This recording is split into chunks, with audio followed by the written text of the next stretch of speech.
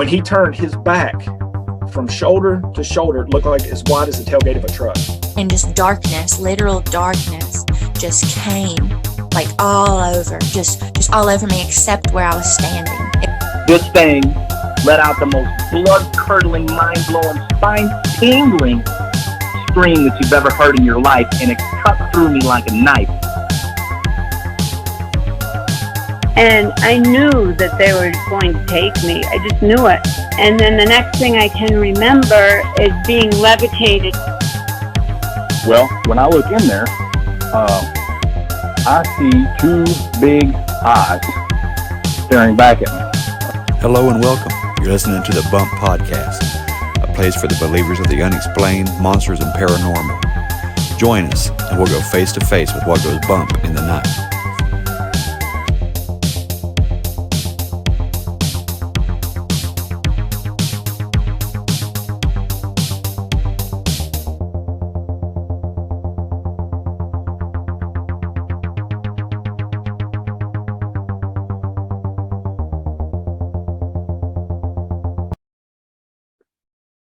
Hey there, believers. I got a great episode for you today. I'm bringing back Pete, Texas Pete, Weird West, Texas, Volume 3. We're coming back for a third installment. There's a large gap between the first and second episode, not so much between the second and third. On this one, you kind of need to listen to all three of these. The first one, he goes into some family history and some personal encounters. The second one, he goes into some of the crazier stories around his area, skinwalkers, 3 foot tall Bigfoot, different mysterious lights. It was just a great conversation. But we got into something there that's going to be a little bit heavier this episode. Pete is a law enforcement officer, retired law enforcement officer, and his brothers, a couple of his brothers also joined the force, and one was killed in the line of duty. So he said there are some odd things that surrounded that. So we're going to get into that today. So just keep Pete in your thoughts and prayers. As well as all of our law enforcement officers. They're all doing a job that none of us want to do, and being brave out there. So let's just go ahead and welcome Pete back onto the show. Yeah.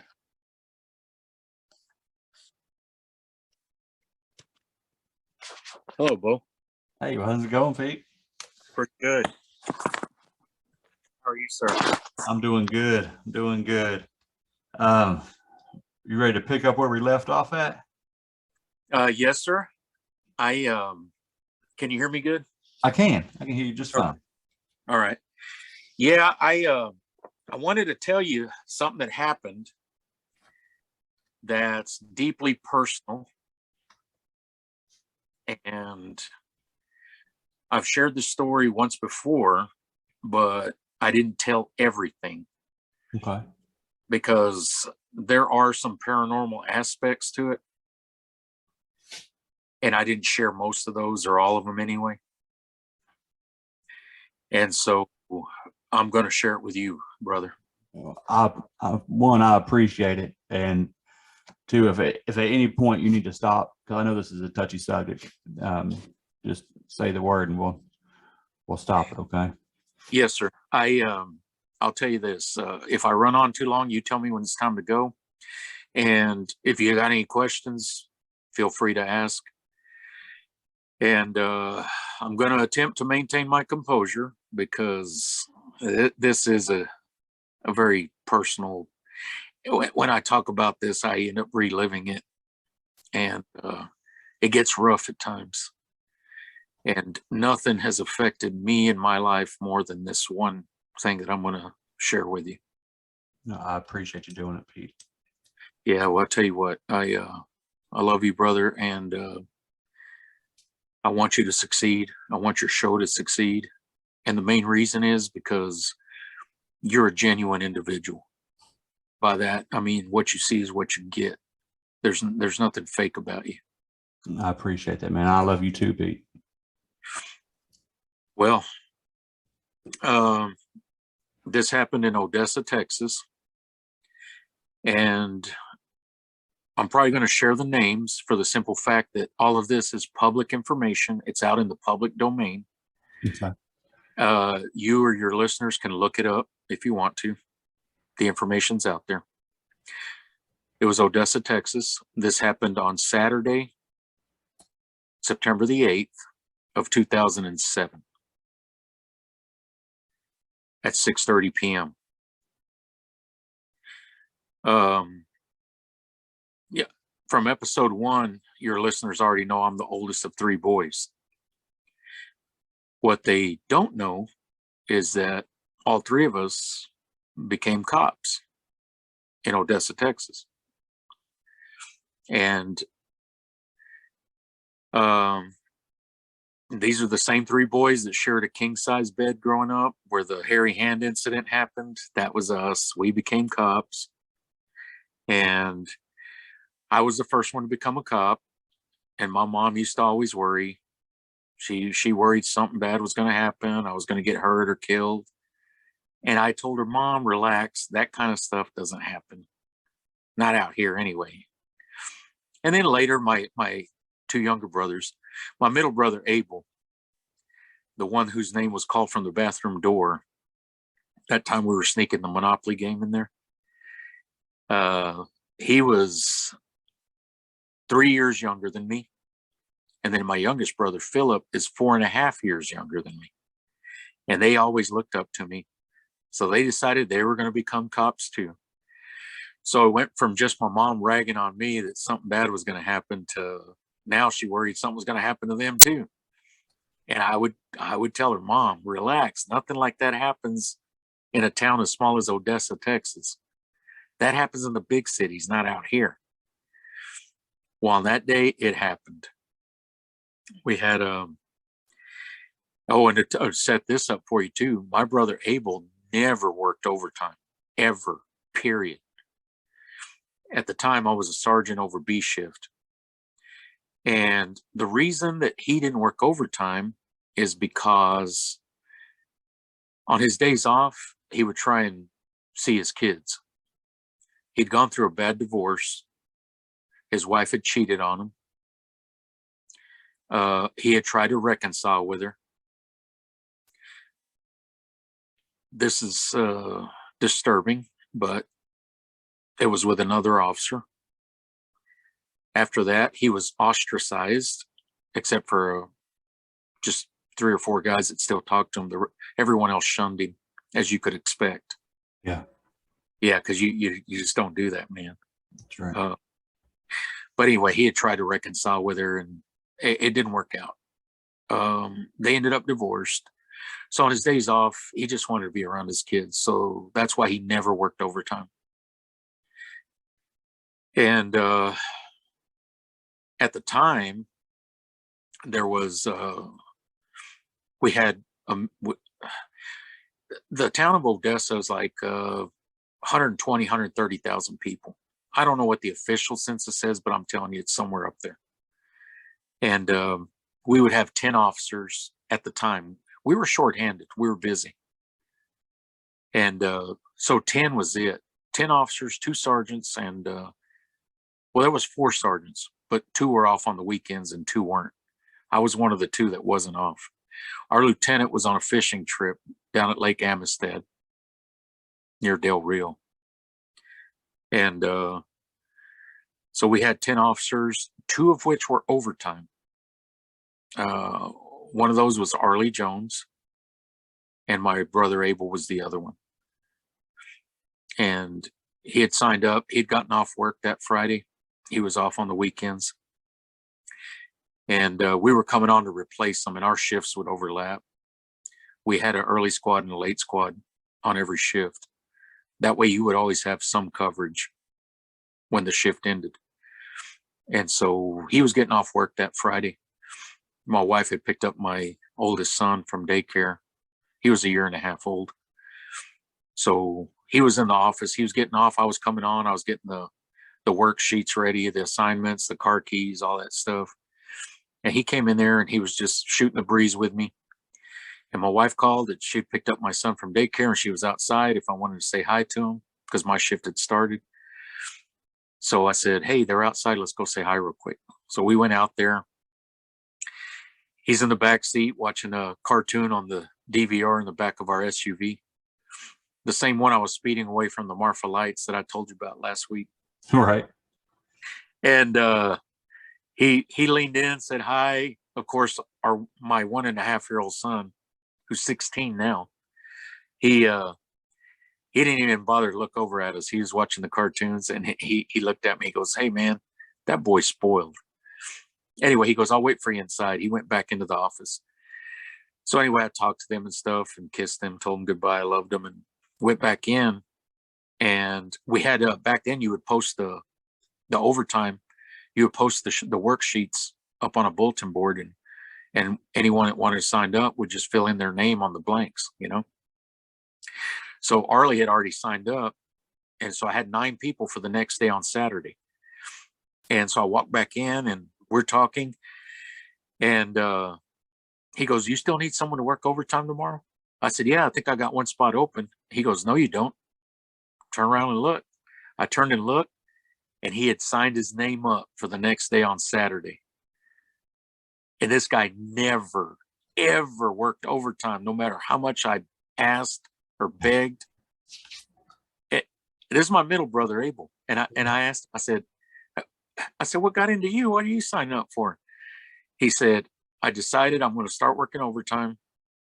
He said, I'm going to pay my bills and I'm going to move to San Marcos. I said, San Marcos, why over there? He said, because it's close to Fiesta, Texas, SeaWorld in San Antonio. There's stuff to do, lakes, rivers. That way, when I have the kids, he goes, we'll have fun stuff to go do. And I said, that doesn't make sense. You'll be moving further away from him. Anyway, he signed up. That was the deal, right?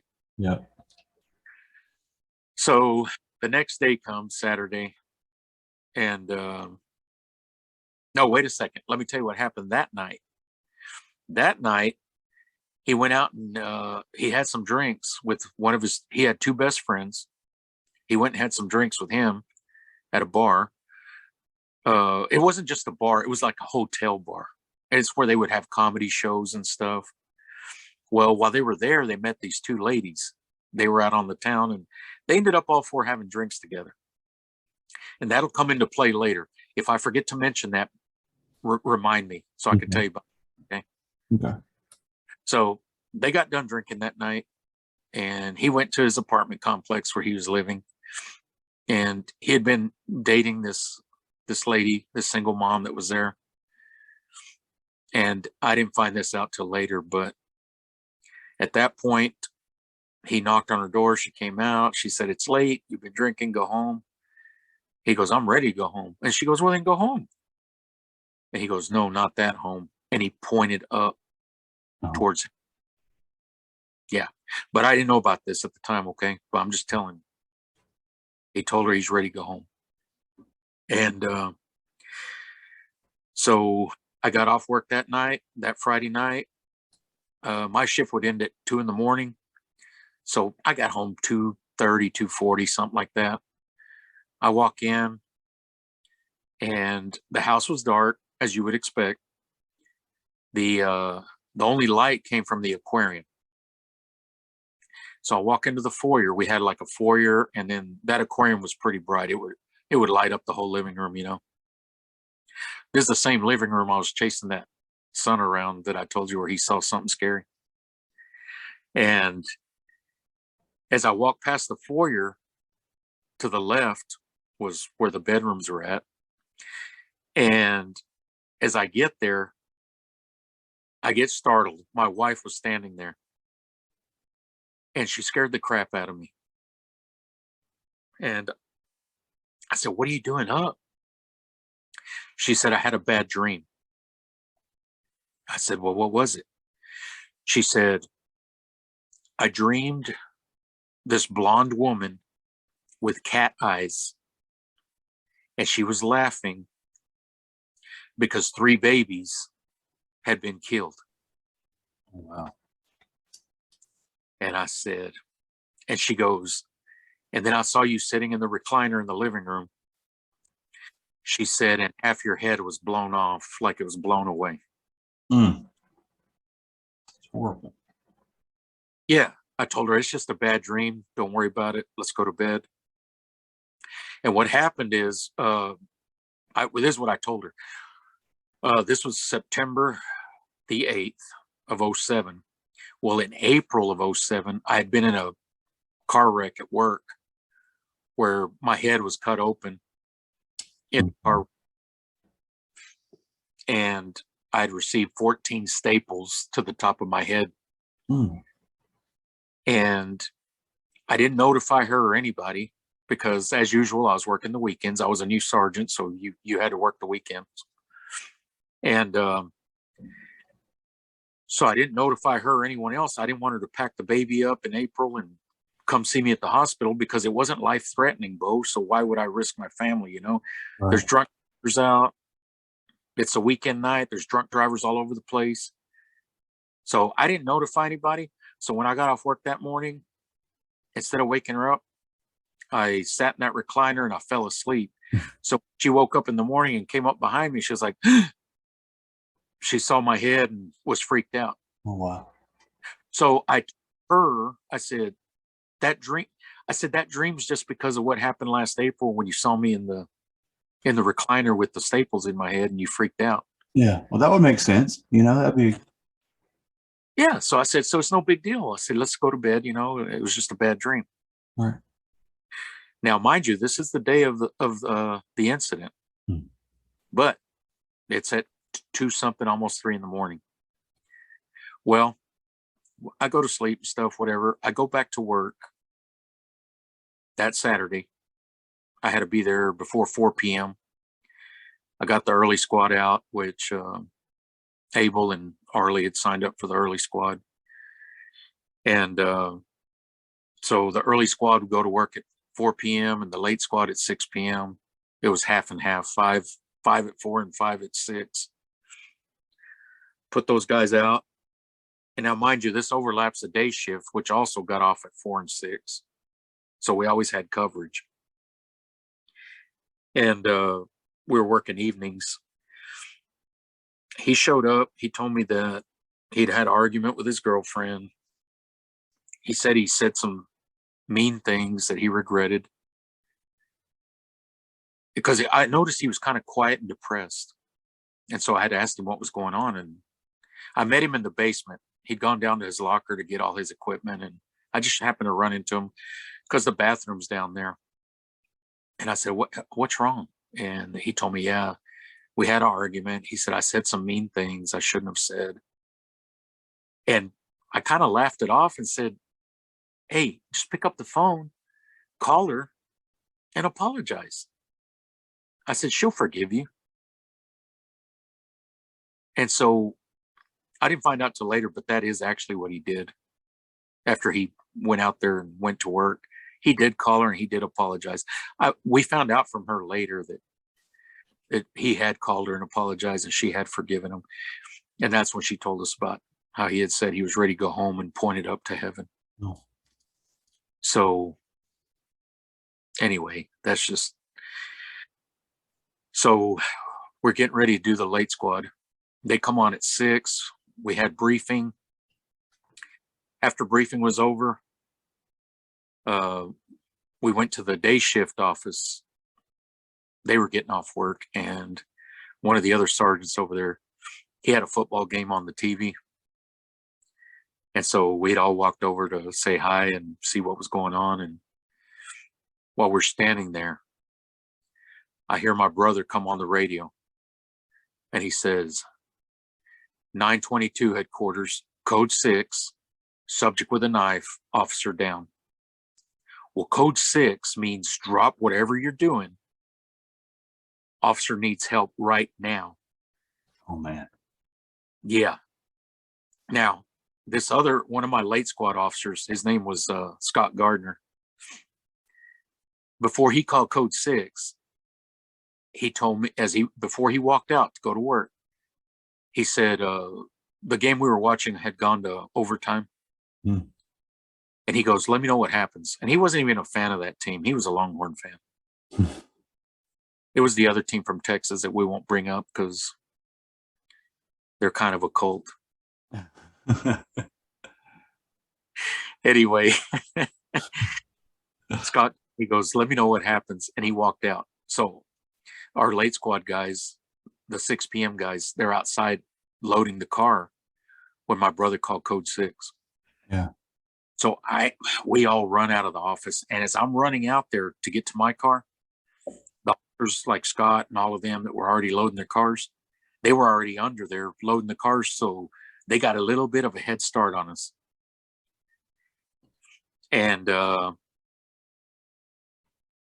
so, you know, these little pauses that I do like that, Bo. Yeah. My little brother heard our first interview. He said the only thing that annoyed him was my pauses. He called them dramatic pauses. They're not dramatic pauses. I'm thinking of what I'm going to say. You know, I do the same. I do the same thing, man. But I was talking to my wife last night, and I told her, I said, I wish I could just say a full sentence without having to pause. But, right. But I do it all the time. I've been called William Shatner and everything, man, over doing this. Don't worry about it. Okay. Oh, yeah. They're not dramatic pauses, and I apologize to your listeners because if it annoyed him, I'm sure it annoys them too. No, man, that's just baby brother picking on you. Yeah, that's true. I got to tell you about him too. Anyway, by the time I run out the back door, these officers are taking off from under our sally port, lights and sirens. I jump in. We're going down West County Road, and I was cussing, Bo, because the way Odessa Midland works, it's boom or bust. It's a oil field, man. When there's a bust, we're all broke. Yeah. When it's a boom, you got all the equipment and budget you want. Yeah. They overdo it. But anyway, at the time was one of the bust times at this point. And so the chief had got rid of I think Ford quit making the Crown Victorias, our Crown Vics, which are full-size cars with V8 engines. And so what they went to was these little Chevy Impalas with 6 cylinders. I remember when that happened. Everywhere that happened. Yeah, I hated those little cars. And man, I had the pedal down to the floor and it would not move fast enough. And I'm cussing. And we're going down West County, and all you see in front of me is just the day shift guys that were still there heard it, jumped in, and they went, and the ones coming on went. It was a line of cars, I don't know, 10 or 11 patrol cars, lights, sirens. I'm cussing. And then I hear officers come on the radio, and they're saying shots fired, headquarters. No, they didn't say shots fired. They said officers down. And I heard officers. I'm thinking officers plural, because the last thing I had heard was my brother said a subject with a knife, an officer down. Right. So in my mind, I'm cussing, and I'm thinking, what is this guy, a ninja? Was some subject with a knife, and now we got plural officers down. Right. I'm thinking, will somebody please shoot his ass? Right. And I'm thinking, if they don't shoot him, by the time I get there, I'll shoot him. Yeah. I was thinking, please, somebody shoot him. We've got all kinds of officers. And in my mind, I'm thinking some kind of ninja or something. I mean, who else, right? Right. Well, I get there, and this happened over on Ventura Street. And I pull up, Bo. And as I pull up, there's my brother Abel, the one who never worked overtime. He's standing behind a police car, and it wasn't his car. It was another officer named Cody's car. He's got his 45 Sig Sauer in his right hand. And then his microphone that's attached to the radio, that's normally on his left lapel shoulder, it's hanging by the wire, the cord. And I pull up right behind him. And when we make eye contact, his knees buckle Oh, and he leans on the trunk for support just to stay upright. And as I walk up, he's got blood coming out of his mouth. His entire neck and the front of his uniform is covered in blood. And when I see my brother, I think that his throat has been cut because he said subject with a knife. And I guess when his knees buckled, we made eye contact and his knees buckled. He probably figured, oh, big brother's here. yeah. Everything's going to be all right. And of course it wasn't. And so I walk up and I noticed, that's when I noticed a bullet hole in his left jaw. At that point, it's the first time I realized this is not a subject with a knife. It was a subject with a gun. And what had happened is it was a family disturbance. This old drunk guy used to always beat the tar out of his wife. And at various times she even had tried to get her brother involved. And this guy beat the tar out of her brother too. Yeah. Well, on this day, she got tired of the beatings. She went next door to the neighbor's house and called the cops. Well, my brother contacted her next door. He asked if there was any weapons in the house. She said, yeah, he had guns and rifles, but she had locked them in the trunk of a car in the garage. So he said, okay. So he's relaying this information to Arlie. And our main channel was channel 1. That's all, you get your dispatch calls on channel 1.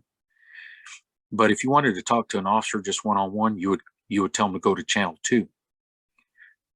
And so he relayed this information to Arlie on channel 2. Anytime officers told another officer to go to channel 2, we'd all turn to channel 2 to listen in. Oh, absolutely. Yeah, we're all going to eavesdrop and see what Right. they're. Well, Arlie had called code 6, officer down, shots fired, but he had forgot to turn his radio back to channel 1. So when he called it in, it was on channel 2 and no one heard it. Oh, no. Yeah. So my brother had gone to channel 2 to relay this information. And then they went to the back door. She gave my brother a key to the house. They went to the back door by the kitchen. My brother had his taser out. He's calling out to this guy by name.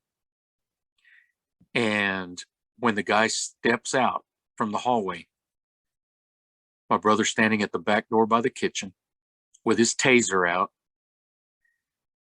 This guy comes out with a 12 gauge shotgun with double-aught buck, Oh, which is 9 ball bearings. yeah. For anybody out there that doesn't know what double-aught buck is, it's 9 ball bearings. He shoots my brother point blank. My brother drops the taser and returns fire with the 45, but he ducked out of the way. So my brother didn't hit him. And my brother had got the top gun award. It was either an 02 or 03. And this was an 07. So he was a good shot. He was a SWAT team member. He was the best shooter at the department that one year. Yeah. And he missed them. But mind you, he's already been shot Right. point blank. Yeah. So my brother retreats. This is when Arlie called code 6, officer down, subject with a gun. But he called it on channel 2. No one heard it. Arlie retreated one way. He ducked down behind the air conditioning unit in a barbecue pit. My brother Abel retreated around the side of the house behind the brick wall on the garage side. That's when my brother called in code 6, officer down, subject with a knife. I think the shock of it is why he called subject with a knife, because the guy didn't have a knife. He had a 12 gauge. Right. So what happened? The vest caught the brunt of it. One of the ball bearings hit his left forearm. It shattered his left forearm and it went through and through. Another ball bearing hit him on that left jaw. That's the bullet hole I had seen. After this is going on, where we're all trying to get there, the guy went through the house to one of the bedrooms. Outside his bedroom window is where Arlie was ducking behind the barbecue pit and the air conditioner. So he shoots Arlie through the window, point blank range. Oh, Yeah. And then once Arlie goes down, he shoots him again in the head for good measure.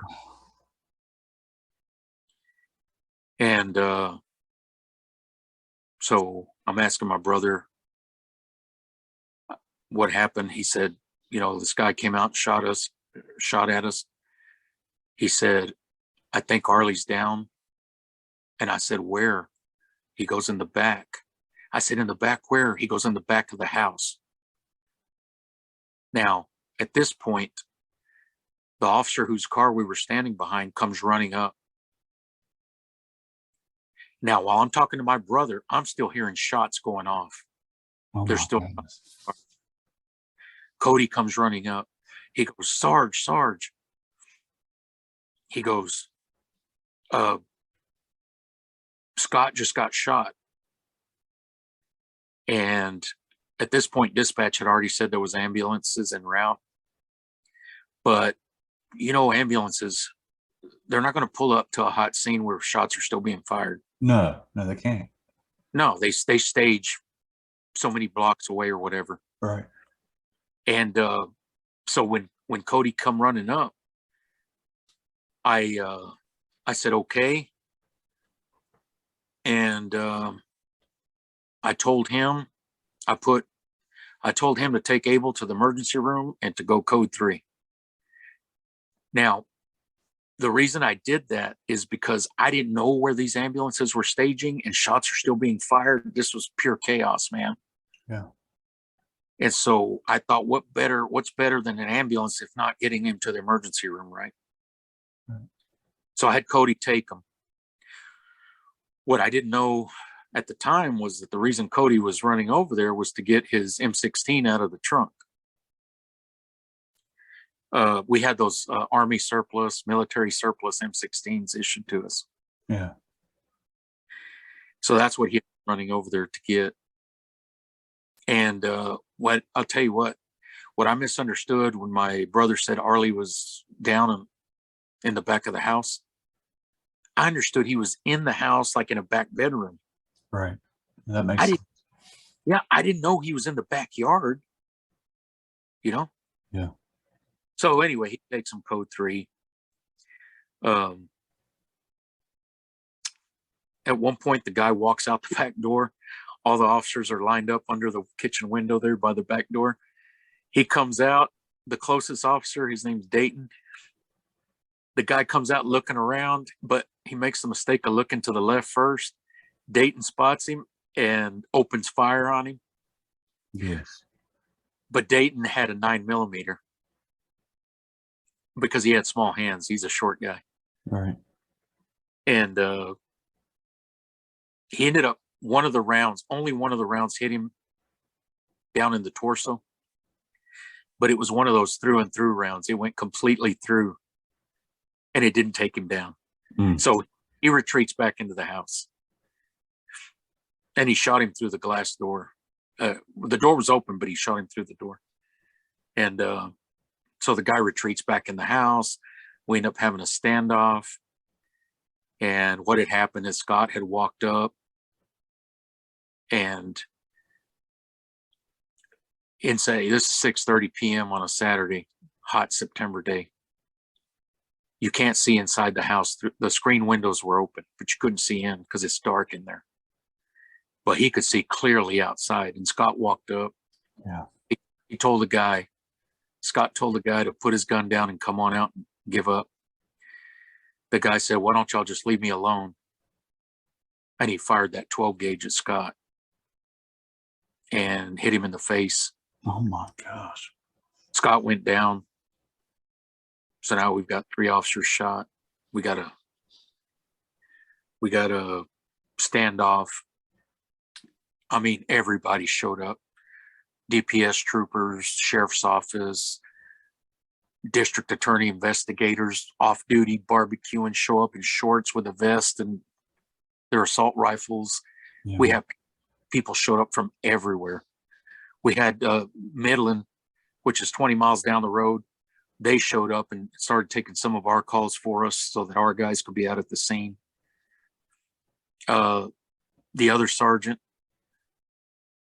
it was me and one other sergeant. We were the two newer sergeants, and he was also a sergeant on the SWAT team. At this point, he said him and this other officer were going to go retrieve Scott's body from the backyard, and I was going to provide cover fire for them. And that officer was one of Scott's best friends. Oh, And Scott was a friend of mine. And he said, Sarge, he said, Scott's gone. That's a terrible idea because that's going to expose us to fire. And he said he's not breathing. He said he was gone on the spot. So at that point, he thought better of that plan, and we ended up not going back there to retrieve his body. After everybody showed up, I don't know if I've been there an hour and a half. I don't know how long I was there. I finally got relieved. And that's when I was able to go up to the hospital where Abel was at. And at one point, when he was on the way to the hospital, I'd call my mom. She was a CNA at the hospital, and I told her, I need you to go down to the emergency room and meet Abel. He's on his way over there. And she's like, what happened? And I said, he's going to be all right. I said, but he's been shot. And so she did. We hung up. She went down there and met him. And they ended up calling out the SWAT team and all that. And all the command staff showed up, the chief, everybody was out there. I got relieved. I go up to the hospital. Bo, when I made eye contact with my mom, that look said it all.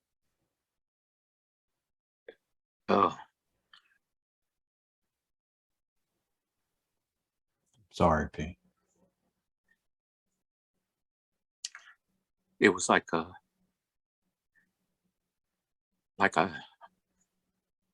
told you this was going to happen. And I couldn't say anything because I was the one that always reassured her that something like this would not happen. Right. And here it is, it's happened. And you know what? She didn't say, I told you so. She didn't say anything. It was that look. That look said it all. It's the I told you so look. Yeah. She didn't have to say it. It tore me up. So what had happened is Abel had walked in. He got to the emergency room. When he got there, the last thing he told Cody is, I left my gun in your back seat. Make sure you retrieve it so a bad guy won't get it later if you've got one back there. And I saw the video. I saw the in-car video. He was conscious the whole time. At one point, he told Cody if he could roll the window down so he'd get some air. Right. And I saw the video, at the surveillance video from the emergency room. He walked in under his own power. And then they took him and did all kinds of x-rays and CAT scans and all this stuff. He was up and talking to everybody. And then at one point when he'd been there, I don't know, an hour, however long, that's when he told the doctors that he felt his throat swelling up and it was getting hard for him to breathe.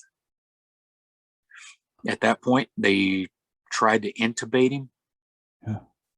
But he started not being able to breathe. And I guess somehow he was fighting I guess because of all the damage in his throat from that one round that got through.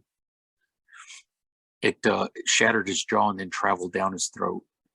Oh my God. It caused a lot of damage. And so apparently he'd been fighting them, so they couldn't get the tube in. So they started sedating him. And personally, I think that's what did him in, because I think they gave him too much. Yeah. They finally called a surgeon from the second floor of the hospital to come down and try to do the intubation. They couldn't do it. That man finally did it, but it took a while. And they gave him so much anesthesia that he ended up flatlining. So I personally, what I think did him in was the anesthesia, not the shot. Because he walked in under his power and was talking to him. And after all that anesthesia, he flatlined. And at this point, they finally they brought him back. They got the tube in. And they ended up flying him to Lubbock, Texas. And I ended up driving over there with some friends. And I was still optimistic because the last I saw my brother, we were talking, right? Right. Yeah. And so I thought he would be fine. And I'm going to tell you something else. I regret when I saw him, he looked bad with all that blood down his mouth and throat, chest. What I wanted to say, I wanted to ask him if he repented of his sins. Right? Right. But you know why I didn't do that? Because I didn't want to plant a seed of doubt in his head that he wasn't going to make it and he wasn't going to be fine. I get that. So I didn't. And they flew him to Lubbock. I drove over there. Now, the doctors had come out. Now, mind you, these two doctors were these young guys from Dallas.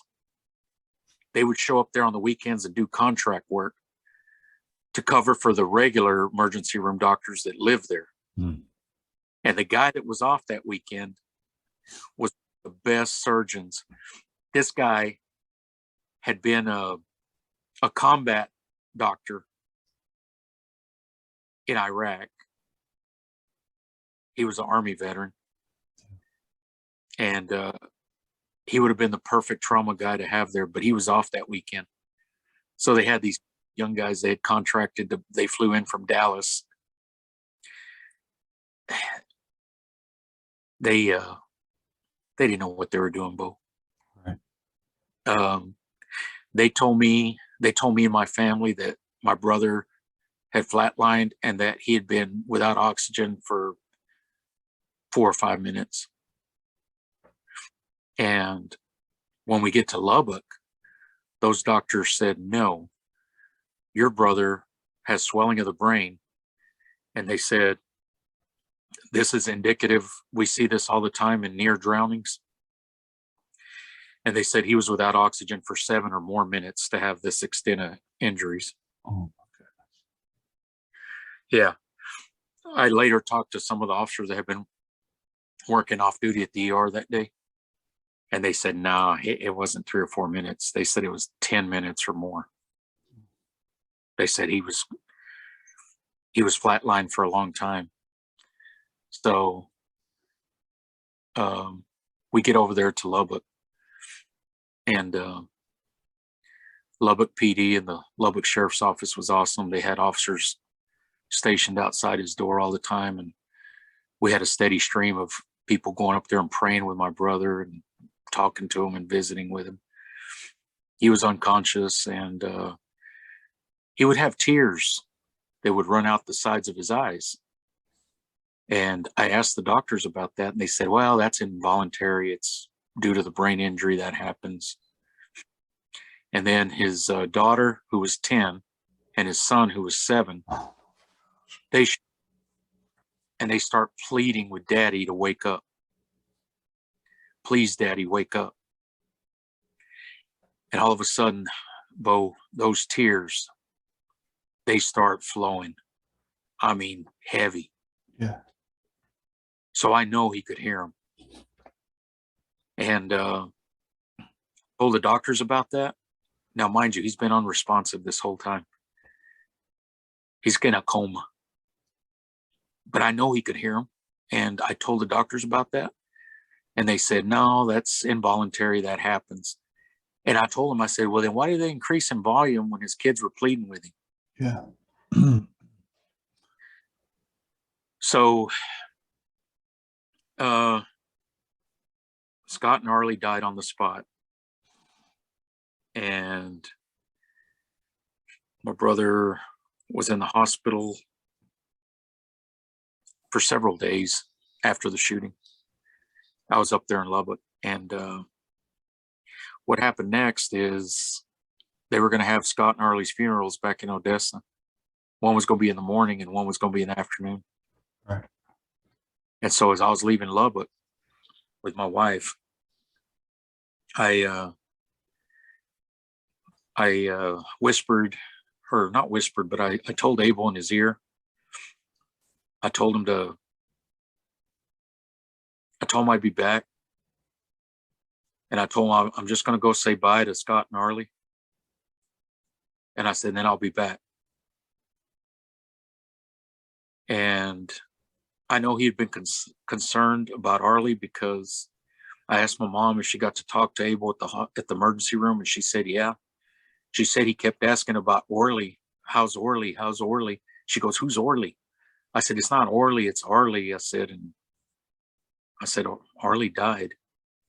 She goes, that's all he kept asking about. How's Arlie? So I think when I told him that I was going to say goodbye to Arlie and Scott, I think he heard that, because I only made it to the next town south of Lubbock, which is Wolfforth. And I got a call from the nurse, his intensive care nurse. She said, your brother has taken a turn for the worse and you need to get back over here. So we made a U-turn and went back. And we ended up missing Scott and Arlie's funerals. Right. And my brother crashed after we left there. And at that point, the tears had stopped. He was no longer regulating his own body temperature.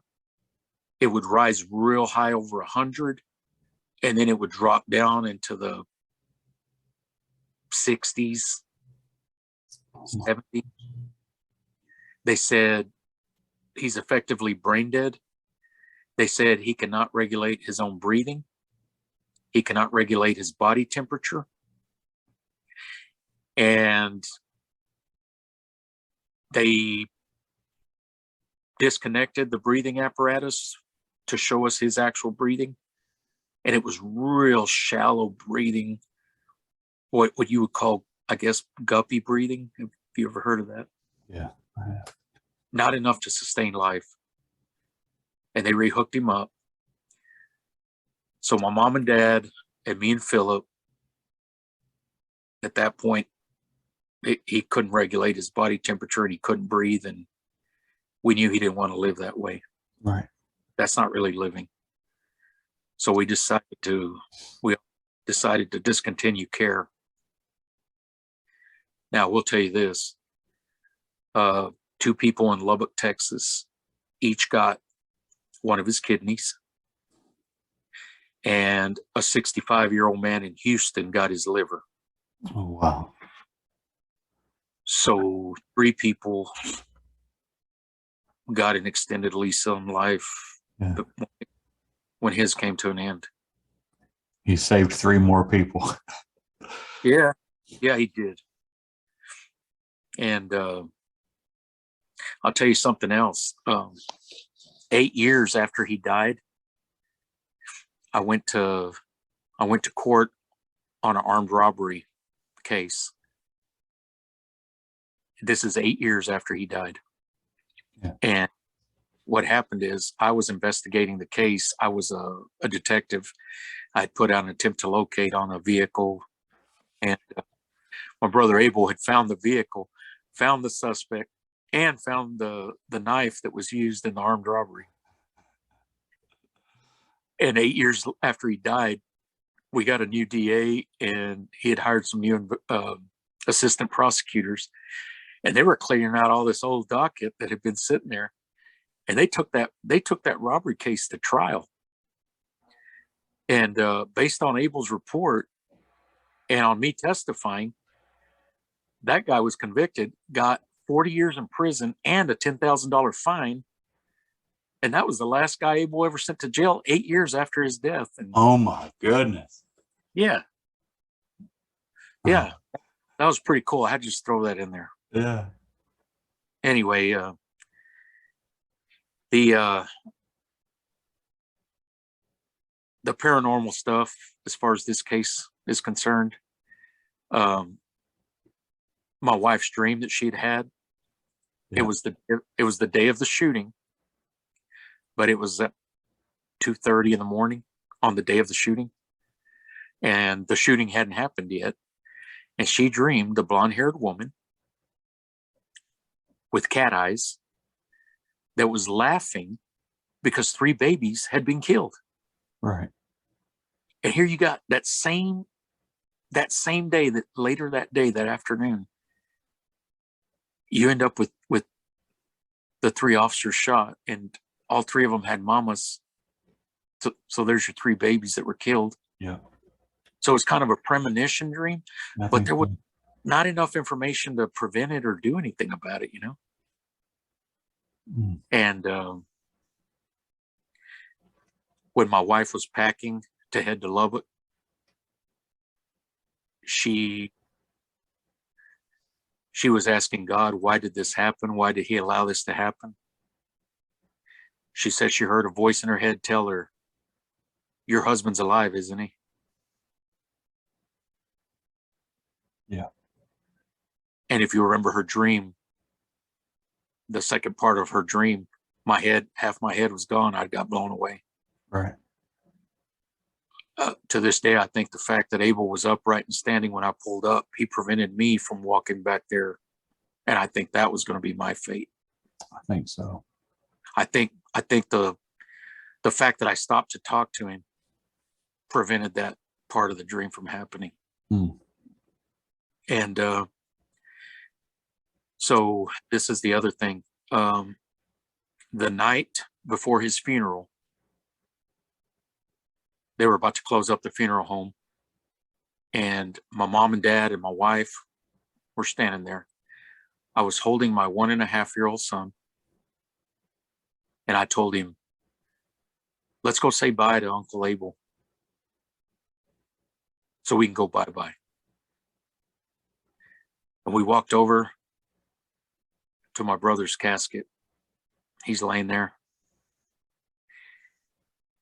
And all of a sudden, my son looks over towards the foot of the casket, and he starts shadow boxing, play fighting with someone. And there's no one standing there that we can see. And he starts smiling and play fighting while I'm holding him. And at this point, I look over at my mom and dad and my wife, and they all were looking at me. They saw it too. Mm. We all saw this. He was play fighting with, I think Uncle Abel was standing there. You know it, man.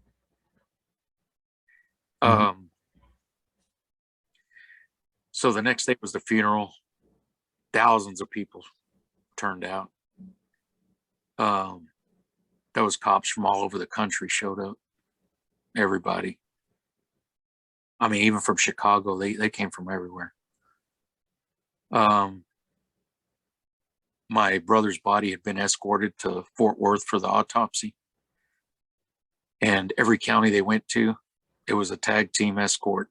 They had 2 of our own officers that escorted his body over there. But every county they came to, they would have a full escort through the county. And it was like a relay race. They'd move to the next county. There would be officers there waiting. It was that same way all the way to Fort Worth and back to Odessa. That's wonderful. Yeah. So fast forward about 2 weeks after the funeral, I was sitting at home one day. My wife came home from work, and then she asked me, she said, what's wrong with Shelly? And Shelly's our daughter. She was, when this happened, she was about 11. I said, I don't know. So she went into Shelly's room and talked to her, and then she came out. And Shelly, my daughter Shelly, she's always been sensitive to these things, these paranormal things. She'd been folding up laundry and took it into mine and my wife's bedroom. She said when she walked in there, she told my wife this. She saw my brother sitting at the foot of our bed. Mm. He was wearing a white t-shirt and blue jeans, and he waved at her. And she got scared and walked out. So when my wife got home from work, that's why she was upset. Now, at this point, I kind of got upset because here I am totally devastated. I've lost 2 friends and my brother. Yeah, man. And I wanted to talk to him. I wanted to see him, but I couldn't see him. And I'm glad I didn't see him, because what I know now that I didn't know then is about these familiar spirits, which is really demons disguised as your loved ones in an attempt to get you to converse with them. Mm. So here's the thing, Bo. I don't know if there's such thing as ghosts or not. Right? Right. So I don't know if that was a familiar spirit or if that was really his ghost. I don't know, because I know enough to know that I don't know. Exactly. Yeah. I would like it to believe it was a ghost, but who knows? It could have been a demon. I'll tell you this. Since my wife and I both work shift work, mine would rotate. Some days I was days or nights, whatever. And she worked mostly nights. So, you know, the boys would sleep with me in our bed whenever she was at work. And back then, of course, it was just my oldest son, or youngest son hadn't been born yet. And there was a handful of times where I'd be laying there and I would feel somebody sit down at the foot of the bed, exactly where Shelly said my brother had been sitting. I would feel someone sit on the bed. I would feel the weight of it. And I would turn thinking my wife had got home from work and sat down, and there would be no one there. Wow. After the first couple of times that happened, I wouldn't even look anymore. Right. Because I knew that it happened a few more times, but I wouldn't even react anymore, because I knew there wasn't going to be anyone sitting there. Yeah. So I don't know what that was. Again, I guess it was a month or 2 later. I was working one night, and my wife called and said that she'd been watching TV in the living room as she saw someone walk across our back patio, and they were wearing a white t-shirt and blue jeans. And she called me, and we lived out in the county and I worked in the city. So of course, at that point, I told her, stay put. I'd be right there. I called the sheriff's office, had them send some deputies out there, because they were going to beat me out there, because they work out there. And so I hauled butt over there. They didn't find anything. I checked the yard, the alley. We didn't find anything. And then she made me mad, because she told me she'd gone out there with a flashlight and checked. Oh my goodness. Yeah. And then she said, even though she caught this image from her peripheral vision, she said she thought it was Abel. Mm. Now get this. He had this nice crotch rocket motorcycle that he loved. Right. That motorcycle was on our back patio when she saw this. Really? Yes. Yeah. Well, if ghosts and visitations are real, that would make sense that he would go check on his bike, wouldn't it? I think so. I mean, him and his friends rode that. They would go ride together, and they went all over the place. And I'll tell you, that's some of the paranormal stuff that happened. But I'll tell you something that happened years later. This was 3 or 4 years later. I'd gone to this propane business to refill the 2 big tanks on our travel trailer. Yeah. And while the guy was filling the tanks, he asked me about my dad. And I said, yeah, that's my dad. And he said, yeah, your dad's been one of our customers for over 30 years. I said, really? He goes, yeah. He goes, nicest guy. He goes, can I ask you something? I said, yeah. He goes, did you have a brother that was killed in the line of duty? I said, yes, sir, I did. He said, well, I got to share this with you. He said, my wife and I were driving down 16th Street one time, and she looked back and got scared. And I asked her, what's wrong? And she said, you know those 3 officers that were killed? He goes, yeah. She said, they're sitting in our back seat. Wow. I said, really? I said, really? He said, yes, sir.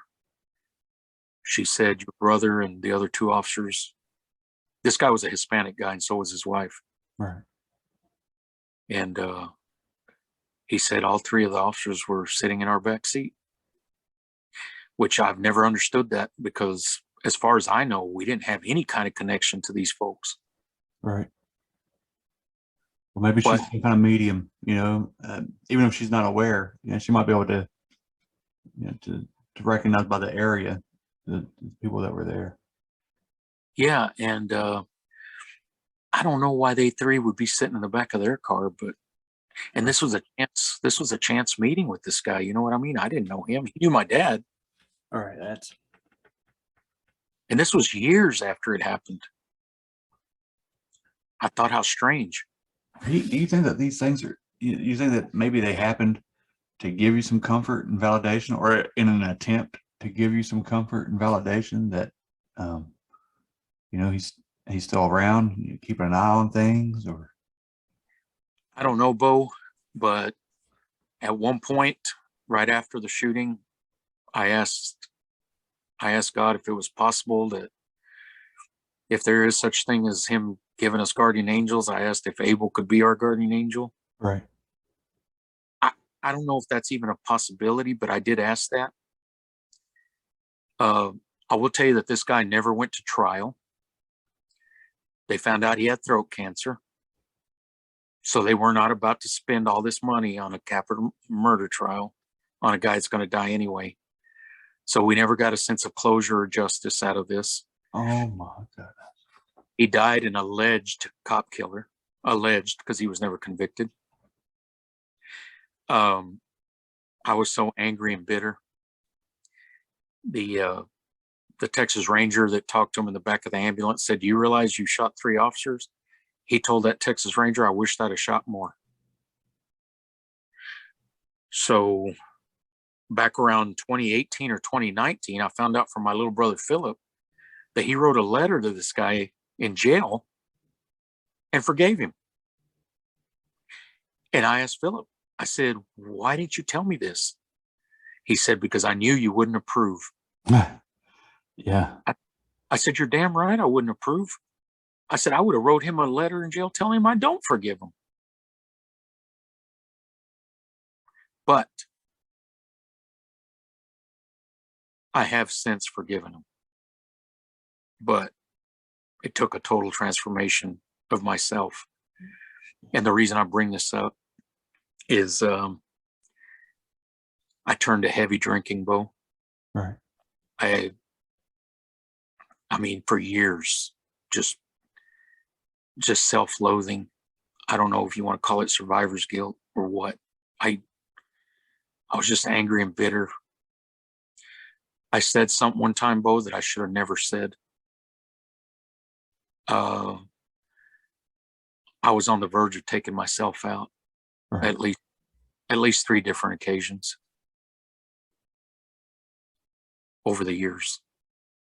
And the reason I didn't is because I was raised to believe if you kill yourself, you automatically go to hell. Yeah, one-way ticket. Yeah. Yeah. So I thought that's what kept me from doing it, even though I contemplated it. And the words we speak could end up convicting you. Right. And what I said at one point was, I asked God, if this guy's in hell, then I wanted to go to hell too, to get my hands on him. I never should have said that. I have since repented of that. I've asked him to forgive me of saying that and to please not hold me to it. Of course. And of course, you know that he's forgiven you as soon as you asked. And I thank the Lord that you're here with us now, Pete. I'm glad that you didn't take your own life, man. Yeah, I should have never said that. And I know that now. That's And I have forgiven him. And I know we got to forgive to be forgiven. Yeah. But yeah, he lingered in jail for over 4 years, never went to trial. And I'll tell you, 4 months later, 4 months after this all happened. Oh, before I get to that, let me tell you this. One of my old sergeants, she was a female sergeant. Mhm. She came to visit during the funerals. And she had already retired and moved to Florida. But she was kind of one of my mama mentors when I first started out. Right. And we're sitting at my kitchen table. It was me and my wife and her. And at one point, when she asked what happened, I'm telling her the whole story I just told you. She told me, she said, in retrospect, do you think it would have been better? Was it such a wise idea to put him in the car and send him to the emergency room? Or should you maybe have put him in the ambulance? And my jaw dropped. I'm looking at her like, I can't believe you just said that. Yeah, really. I told her, this is what I told her, right? I said, nobody second guesses himself more than I second guess myself each and every day. Like, was that the right decision? I said, I don't know. I said, would I do it the other way around next time? I said, I don't know. Maybe I would. I said, I just thought getting him to the emergency room where the actual doctors are at and all the equipment was better than trying to find an ambulance that's staged somewhere where I don't even know where it's at. Right. And here's the other thing, Bo. I second guessed myself. I didn't need her to tell me that. Right. That's just the devil using somebody else to get to you, man, to plant more seeds, to beat yourself up. Yeah. I was like, oh, here's the other thing, Bo. You know how you treat others the way you want to be treated? Absolutely. Yes. I would never, even if I was thinking that, I would never put one of my troops that. Right. Even if I was thinking it, I wouldn't verbalize it. No. We wouldn't put that on somebody. I already feel like crap. Right. Yeah. Yeah, I couldn't believe it. I believe it or not, I've never spoken to her again since. I don't blame you. And you know, I'm without a doubt, I have no clue how I would respond in that situation.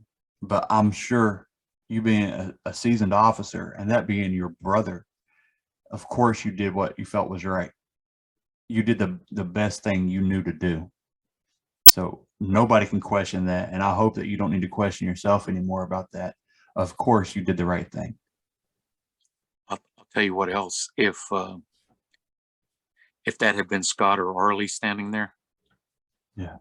instead of my brother Abel, I would have done the exact same thing. Right. And I'll tell you what else. The newspaper had published an article that said that I had put Abel in my police car and I drove him to the hospital. Well, you know what? That led Scott and Arlie's family to question why I left their loved ones there. Right. I never left. Right. I stayed there. I put him in Cody's car and sent him. But the way that article, when I called the newspaper and told them they needed to correct that crap, they said that they were going to correct it. Well, they didn't even publish a correction. All they did was correct it on their online edition. Oh, wow. So everybody that bought that newspaper thinks that I put my brother in my car and I left the scene and basically said to hell with everyone else. Right. Which is not what happened. So, yeah. Okay. So 4 months go by, right? Yeah. All three officers are going to receive 2 medals at City Hall posthumously, a Medal of Valor and a Medal of Honor.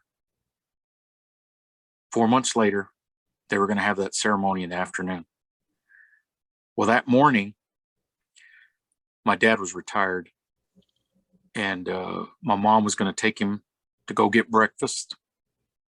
And after that, she said they were going to go buy him some new socks and underwear for the ceremony.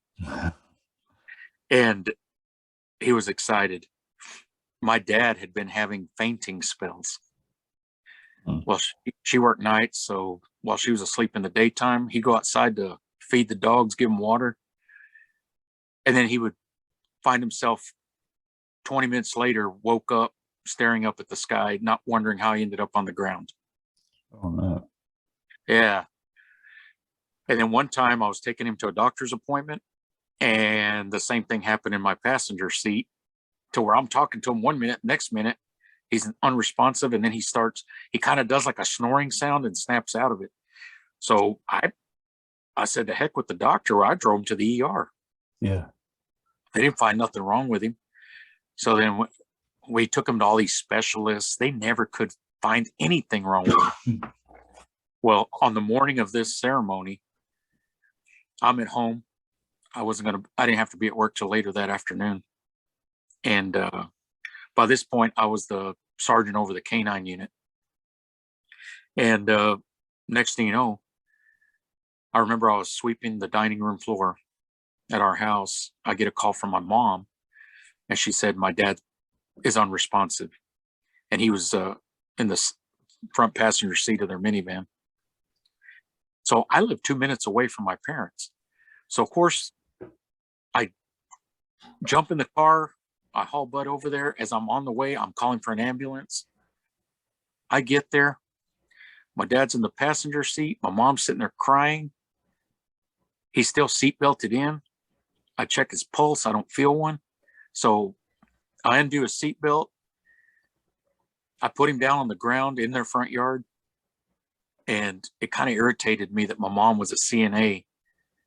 And, you know, they tell you, the medical professionals will tell you it's different when it's your own loved one.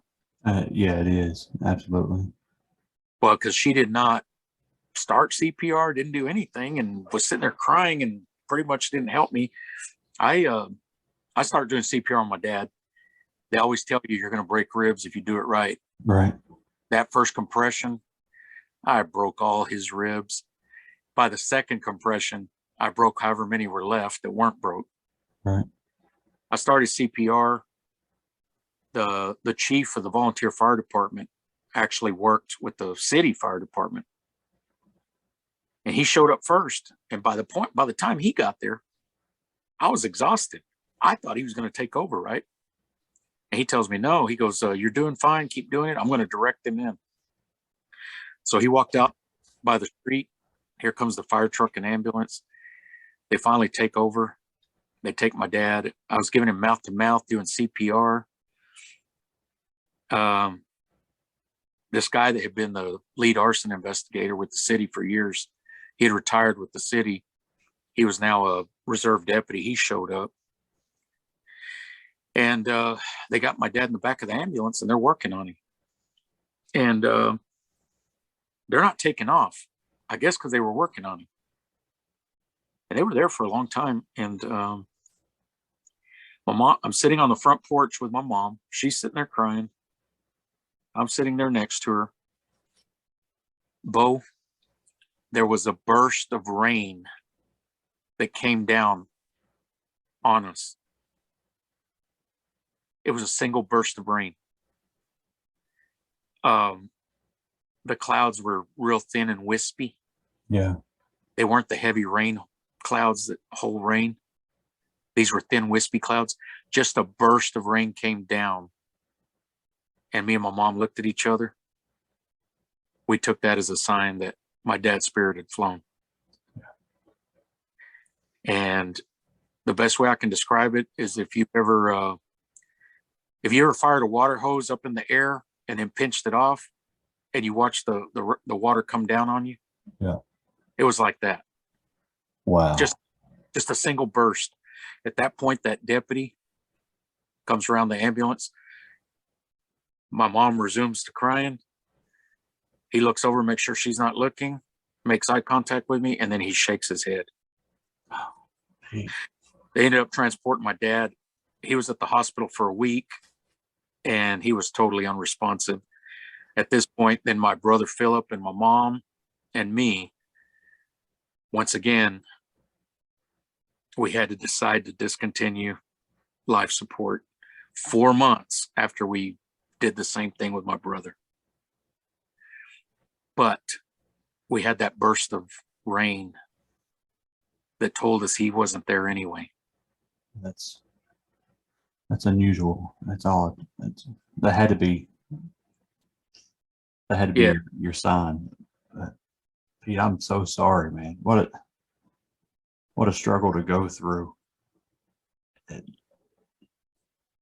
I'm so sorry, man. Hey, it's all right, brother. I'm redeemed, man. The story of the prodigal son makes me cry because I'm that prodigal son. Yeah. This whole time I was so depressed and drinking myself into oblivion. The whole time the Lord was there, but you know what? That would irritate me. My brother Philip, he went around like nothing bothered him, right? So I thought he didn't even care. I thought nobody even cares. Who cares more than me? Look at me. I'm depressed. And look at him. He's happy. He doesn't even care. Well, come to find out, Bo, he said, our brother knew the Lord. He was baptized. He wasn't perfect. He said, I know the Lord has him. And he said, and I just want to do everything in my power to someday get to see him again. Amen. And that was my brother's attitude. And instead I went years, angry, bitter, depressed, hatred in my heart. This guy died. You would think after he's dead, I would move on, right? No, I continued destroying myself. I hated this guy so much. You know, Jesus said, if you have hatred in your heart, then you've already committed murder. Yeah. Oh, I went to all the hearings. The only time that guy ever made eye contact with me was at the very first hearing. He made eye contact, and if looks could kill, he looked away. I was there. I was armed. I think the sheriff was worried that I was going to take matters into my own hands because there were so many armed deputies. They even had 2 behind me and my wife. I know why they were there, Bo. And you know what, Pete? Nobody would blame you. Yeah, you probably would have been pulled away from your wife for a while, you know? Yeah. What bothers me is I know why the sheriff himself showed up, and he had all these deputies at the front of the court. Then he had 2 behind me. And I guess what bothers me, Bo, is if I was going to take matters in my own hands, that was something that we all could have done the day of. That's true. why I wouldn't do that in open court in front of everybody and risk hurting someone else on accident. Right. So it bothered me that I knew that the reason they were all there was because of me, and he even put two behind us, and I'm with my wife. Now, granted, I was in uniform and I was armed, but I don't know, that's kind of always bothered me. That I don't know. I tell you what, you're a strong man.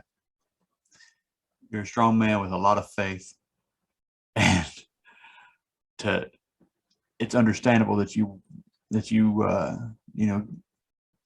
gave in to anger for a little while. That you gave in to coping mechanisms that you knew better than to do for a little while, and you are the prodigal son. You returned, yeah. And look at you now. You've got peace again. Yeah, I appreciate it, Bo. That is, I appreciate it. I will tell you that throughout the years, everyone always,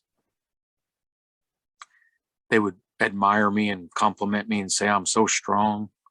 I'm handling so well. Man, if they only knew, I was dying inside. I wasn't handling it as well as they thought I was. Yeah, I put on a brave face, but inside, man, I was dying. It was killing me. And I'll tell you what, when I was a rookie at the academy, they told us the three things that run high with cops is alcoholism, divorce, and suicide. And I thought, nah, not me. No way. I was young, man. I was 20. Wow. Next thing you know, man, you don't think it'll happen to you when you're in your 20s and you're starting out. And next thing you know, all this stuff was happening. And I'm thinking, I thought back to that. I remembered that. I thought, yeah, they warned us. And I'm going to tell you right now, the only reason I'm not divorced is because my wife is a strong woman. She's a good person. And she has put up with so much of my crap. Anyone else would have left. I would have left, I think. Yeah. So that's a testament to her, man, because really, no one should put up with all my crap that she's had to put up with. Thank God for good women. Yeah. For sure. That the police force, they tell you the same thing in the military too. The same three to watch for: alcoholism, divorce, and suicide. And I've dealt with my thoughts of wanting to just leave this world.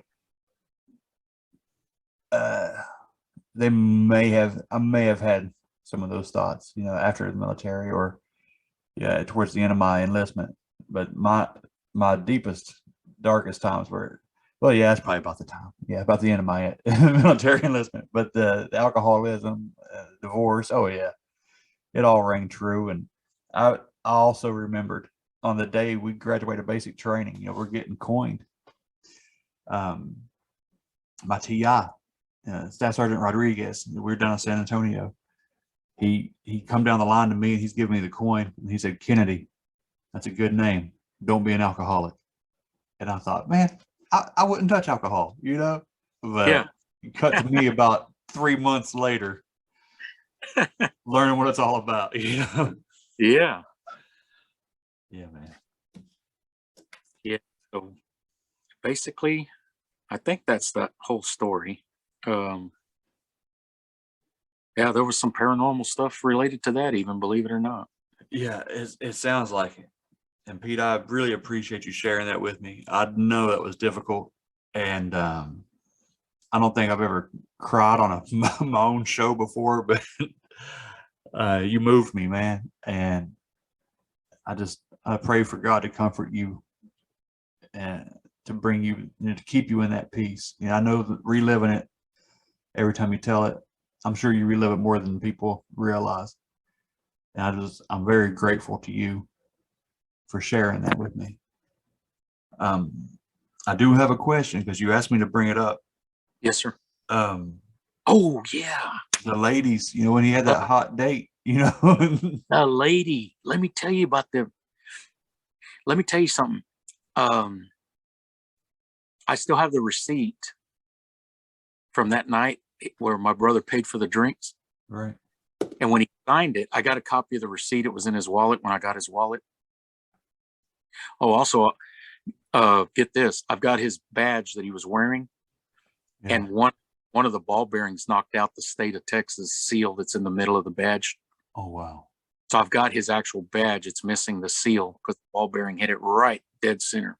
Oh, wow. I've also got his 45, which is still covered in blood. Mm. It's still sealed in evidence tape in the box. I've not had the courage to remove it and clean it. Yeah. I intend to give it to his son someday. The receipt from that night when they had drinks, I'm glad you brought this up. There's to tell you how much of a small world this is, even with 150,000 people in town, if you count the county and the city. Right. The receipt said, F it. And years later, my wife was working at the hospital,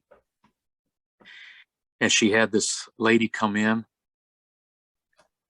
and her legs were shattered from a car wreck. This wreck had taken her young son's life. I think he was 14. And she got to talking to my wife. And somehow the subject of my brother came up. And this lady that was my wife's patient, she said, she brought up the fact that the night before my brother was killed, she and a friend of hers had gone out and they met these two other guys there, and they had drinks with them, and she was one of the two ladies. Oh, my goodness. Yeah. She was one of the two ladies that on his last night. Wow. Yeah, it's a small world moment for sure. What are the chances, man? Slim I'm to glad- none. Yes. I'm glad you brought that up because I'd forgotten to tell you. Wow. Man. Yeah, I appreciate you, brother. I appreciate what you're doing, and I want so much success for you and your family, your podcast. Peter, I appreciate that, man. Yeah, I would love it if the show succeeds. I would love it if, things take off and it becomes a side hustle that pays the bills instead of, a hobby that I pay into. But, this year I felt like I was called to use this platform to maybe, shed a little light on the Lord more than myself. You know what I mean? Yeah.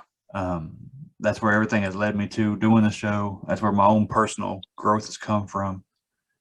And, this, fortunately, thank God, this show has a global audience. And, if there's anybody that I can help lead them to the Lord, so they, or their loved ones, so they don't have to worry, because I got family members that I'm not sure how things were when they left. I don't know if they went to heaven, to be honest. Right. And I don't want anybody to feel that. So if we can turn a few more people towards the Lord and take a little bit of the devil's territory away from him on this earth, then we're doing our jobs, right? Yeah, I appreciate that. I believe it's Revelation 2:17 talks about we all have a secret name, a celestial name that God has given us. And none of us know what that name is, but someday you'll know it. And when you hear that name, you recognize it as belonging uniquely to yourself. And I guess that's what bothers me when a lot of people get mad and reject God and they're rebellious towards him, because he says that he knew us before we were even knitted inside our mother's womb. Right. So you think of your loved ones. You know, my brothers and I, we grew up pretty much in poverty, but we didn't know it. It's the cliche. It's that typical cliche. We had a loving mother and father. Yep. So we didn't really know that, you know, growing up. We didn't know we were poor. We felt rich. We were blessed, but something my parents and my brothers, what we always said, I love you. If we were in person, it'd be I love you with a hug. If it was on the phone, the last thing we'd say is I love you.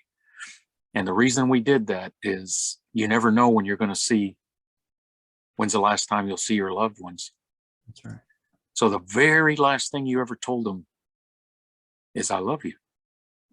I was raised the exact same way, and I still do it the exact same way to this day, man. That's the last thing I say to everybody in my family. Yeah, I'll tell you, when I met my wife, she wasn't raised that way. Her mom and dad never hugged them, kissed them, or told them I love you. Right. And she said, I know they love us, but they never said it. And she goes, I like the way you and your family do it. She said, when we have kids, I want to do it y'all's way. Which is what we do. That's the only way to do it, man. Don't leave there's no reason for doubt. And what does it ever hurt to throw out an extra I love you? You know what I mean? Exactly. And I'll tell you something else. By the time you reach my age, you're not even embarrassed to tell another grown man that you love him. Absolutely not. You know why? When you're young, yeah, you might be embarrassed about it, but you reach my age, what does it matter what anybody thinks at that point, you know? That's right. That's right. Yeah, I just talked about this. My dad came up over the weekend, and my daughter was, throwing off on it a little bit, because we were talking about the same thing about I love yous. And I said, the Bible says to greet each other with a brotherly kiss. I still kiss my dad on the cheek sometimes. There's nothing wrong with, loving on each other. You know what I mean? We're supposed to love each other like we love ourselves. Yeah, I'll tell you what, one of my hardest struggles as a Christian, I got to admit, it's loving my enemies. Oh yeah, mine too. That is so hard. Oh, that is so hard. Mine too. I have a very short list. I think, God, there's only a few people that I come on. Oh, I had heard you say on another podcast that your dad believes we were seated here on this planet. Yeah. When you talk to your dad, you tell him I said that I agree with him 100%. We were seated on this planet by God. That's right. That's right. Planted right in the garden, wasn't we? He created this planet, and he even planted us like an actual seed and made us out of dirt. That's it. That's it. No, I heard that and it made me laugh. I thought, I agree with him. We were seated. I'll tell him. Yeah. I enjoy your show, man. I love it. And I had told you earlier what my two favorite shows were. And the truth is this, man. I love your show. And it's because of what I've already said. You're so genuine that I've got several podcasts I listen to, but when yours comes up, it's like, drop everything. I want to hear what both. Thank you, man. I appreciate that so much, Pete. That means the world to me, man. It keeps it going. Because there's been a lot of times I'm like, why do I do this? Right. I love it. I appreciate you so much. Especially when you're catching all kinds of flack from everybody. Just put it in your opening or in the title or something, and then at that point, what can they do? You got your warning up front. It's all right. Let them be surprised. Let the first time listeners get on here and be like, what is this? It's okay. Right. Yeah, that's good too. That's good too. So I whenever you get ready, at any point in the future, you slow down or something, I've got one more paranormal one left, and I think I'll be all done. Hey, well, Stories after that. I'll definitely holler at you again for the fourth installment. But regardless of if we do shows or not, man, I want to keep in touch with you. You know what, Bo? I've really enjoyed getting to meet you and talk to you, and I really would like that. I would too, man. I consider you my friend now, Pete. Yes, sir. And you've shared so much with me, man. I'm gonna tell you something else. If you and your dad or you and your family ever make a trip down here to the annual Bigfoot conference, yeah, it's right here where I live now. And you guys are welcome to stay here at my house with me and my family. We've got a guest room, and y'all don't have to rent a hotel. And I'll take you to this bridge not far from where I live, where back in 2016, this guy spotted a Bigfoot crossing over there. At first, he thought it was a bear. And of course, we don't have a lot of bears here in Texas. All right. Well, he thought it was a black bear crossing this over by this bridge. This bridge is out in the middle of nowhere. It's covered in graffiti. It's where all the high school kids go to party here. And they call it Graffiti Bridge, but that's not what it's actually called. That's just the nickname. But yeah, I'm deep in East Texas. Oh, and another thing, Cass County's north of me. And I was listening to another podcast, and there was 2 separate dogman reports here next county north of me. Ooh. Which that freaks me out more than anything. Man. Yeah, me too. I appreciate that, man. That's very generous, very kind offer of you. Yes, sir. I have spent a lot of time around your general area. You know, I was on the other side of the border. I was in Shreveport, Bossier. Oh, I know exactly. I know where exactly, because me and my family went and visited that museum at Barksdale. Yeah, that's where I was stationed 6 years. Yeah, right there at Barksdale. Wow, so that's what 40, 45 miles, something like that. Yeah. Away from where I'm at. It's close. Yeah, I got pulled over by a police officer named Rusty about 45 miles away from the border too, maybe a little closer even. I was trying to come back into Louisiana, and I was in the right-hand lane behind a camper, and I'm going like 80 miles an hour. Yeah, I was speeding, but a cop, he pulls in behind me, turns his lights on, and I thought, I must be in the way. You know, I'm behind this big camper. I'm going down the road, so I get into the left lane so he can go on to try to pull the camper over, and he swings over to the left lane. I'm like, man, I'm still in his way, and I get over back into the right lane, and he swerves over again. I'm like, you got to be kidding me! He's after me, you know. So I pull off, and he's like, I don't know where you think you were trying to go, and I was like, sir, I was trying to get out of your way. I had no clue you were after me. And he said, the speed limit in Texas is, I think it was like 70 miles an hour. And I said, yes, sir. And he asked for my license. And I thought that I was going to pull the military card, you know. So I pull out my military ID with my license and I hand it to him. Yeah. He don't even glance at it. He's like, I don't need to see that, and throws it back to me. Oh, man. I was like, I'm getting a ticket. Oh, man. And he got me. He busted me, man. Oh, man. It's all right. Yeah. It was my fault. I was breaking the law. Yeah. I hate to hear that, man. Yeah, but his name was Rusty. I remember that. And he was a short little redheaded guy. And I thought, what a name. That's funny, because for years I worked for the Rusty. He's a pretty cool dude, though. Was he? Yeah, the Rusty I worked with. Was he? Well, this guy might have been a cool dude. I might have just made him mad switching lanes on him 2 or 3 times. But yeah, sometimes that happens. But yeah, he probably thought you were trying to evade him or something. Probably. Oh well. Yeah, it don't help that I look like a convict anyway. Oh well, Pete, I'm gonna hop off here. I got church in a couple hours. I'm gonna go get ready. Yes, sir. God bless you. God bless I love you. Okay. We'll talk to you later. All right, brother. Hey, I love you. Right. I love you too. Later, Pete.